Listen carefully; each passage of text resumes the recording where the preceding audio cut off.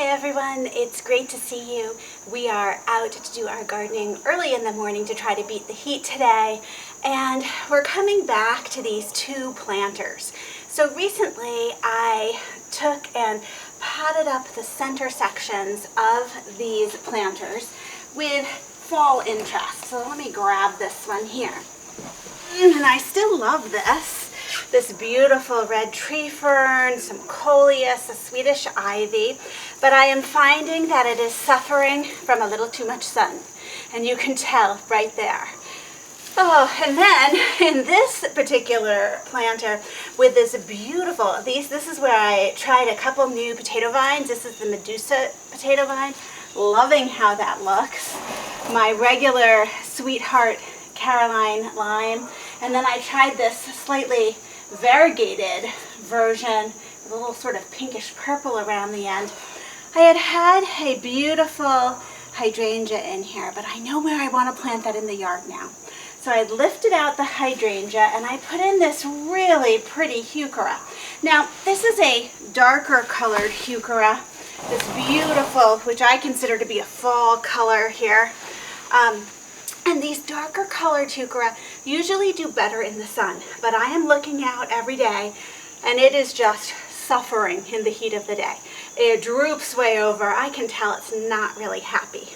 So this is the great thing with the bag and the pots I can switch these up so that the plants are all going to be happier. So today's plan is to put in some rudbeckia into the middle, which I know I already love in the other planter that I have out here that I've done that with.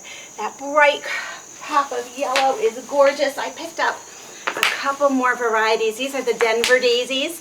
So just look at how beautiful. This says fall to me. This says happy color when I look out the window. So I think these are going to be great just sitting in the center in the bags.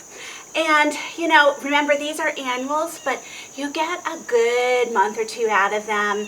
And to me, that's just worth it to keep me happy looking outside and seeing that color.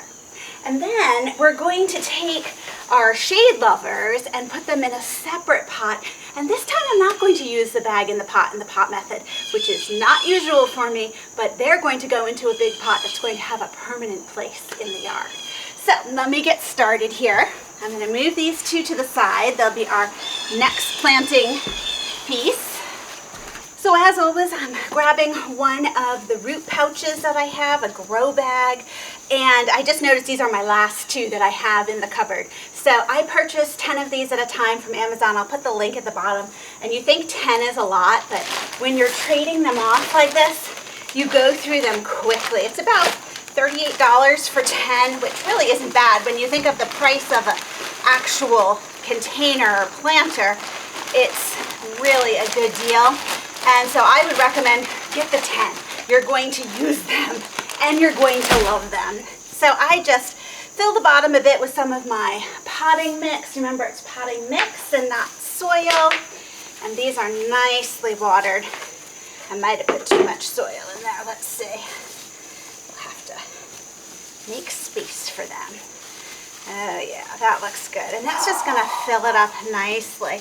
Now when we think of thrillers and fillers and spillers, usually what goes in this center part is one plant that's going to be your thriller. So you want it to stick up above the planter, above the bag pretty well, because I have all of these fillers and spillers in there already.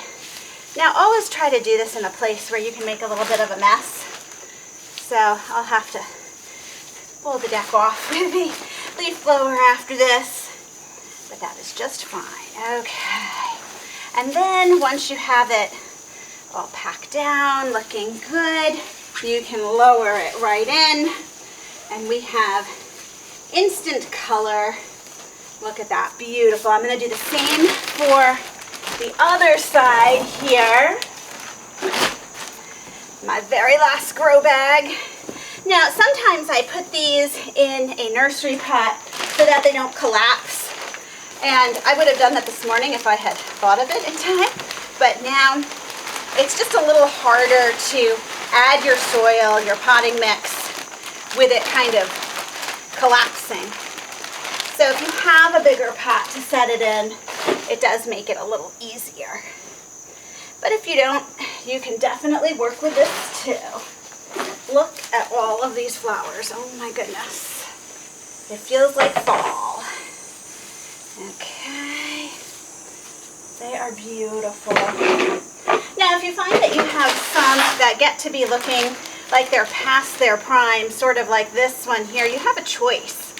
You can deadhead it, or you can leave it on because the seeds that these produce are loved by your birds.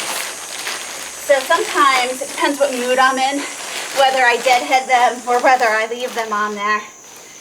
Either way though, it's fine for the plant.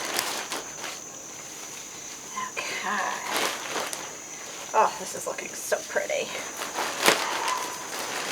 And this one plant really fills up this 5-gallon grow bag really well. The 5-gallon grow bags are just my favorite. I feel like you can get a good sized plant in there, but they're really not too heavy for me to lift. Okay, here we go.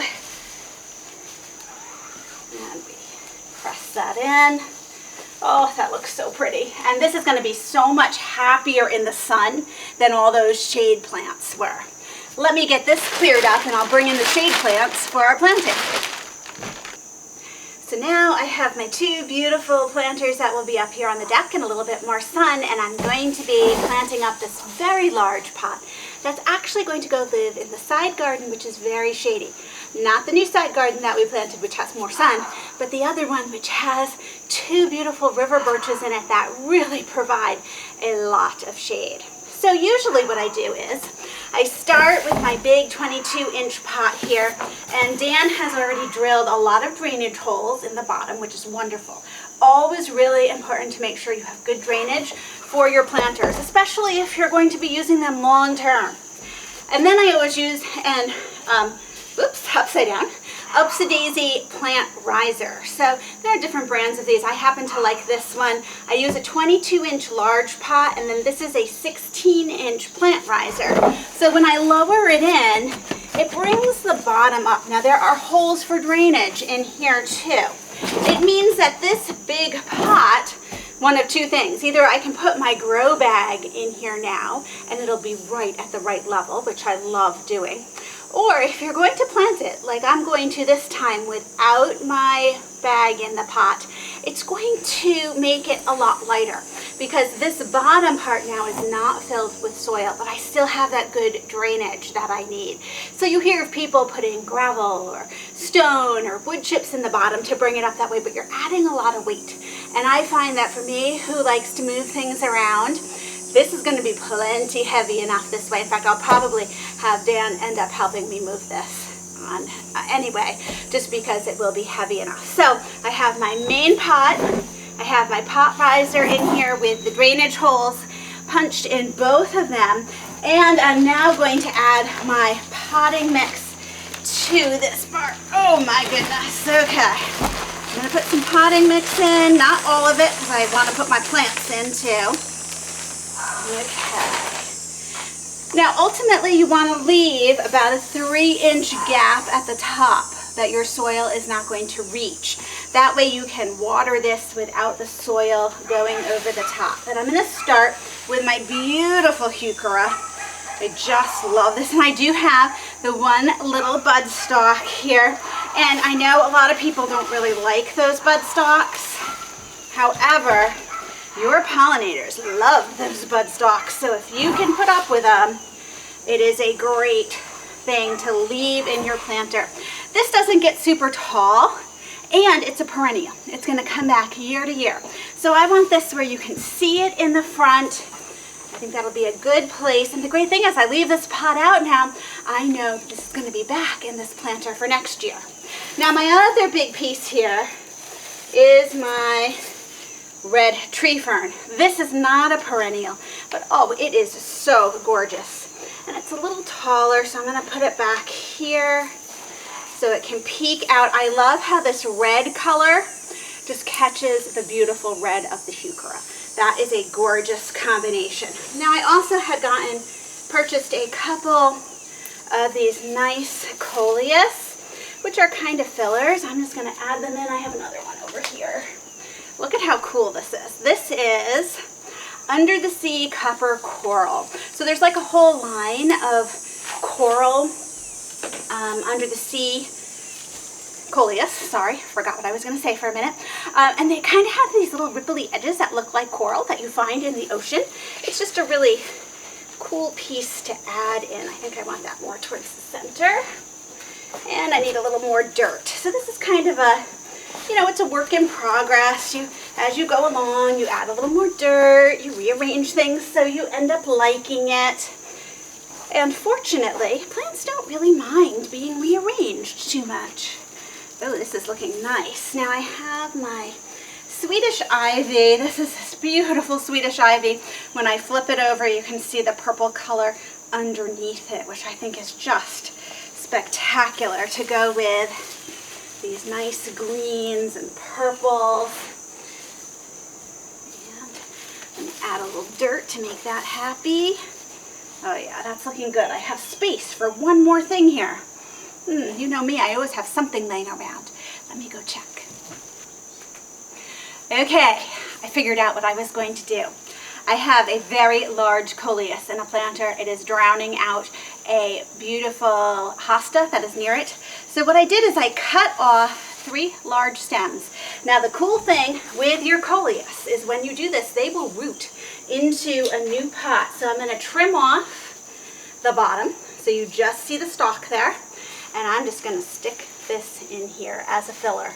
And this is going to root right into this pot. It is amazing. So I solved a couple problems here. I have a nice little filler, and my other pot that really needed to have a little more breathing space now is a little less crowded. So I'll just keep an eye on this, but they root so quickly, your coleus. Look at how pretty that is. Okay, I have to go get behind the camera so I can make sure everything is really where I want it. It has met my stamp of approval here. So let me just swing this around so you can see there in the back. I have the coleus that will root right in itself, and that nice tall red tree fern.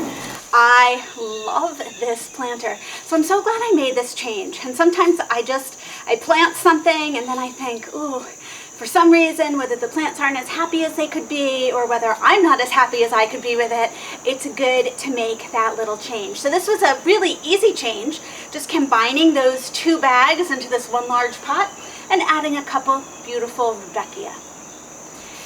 Thanks so much for joining me, and I'll see you in the next video.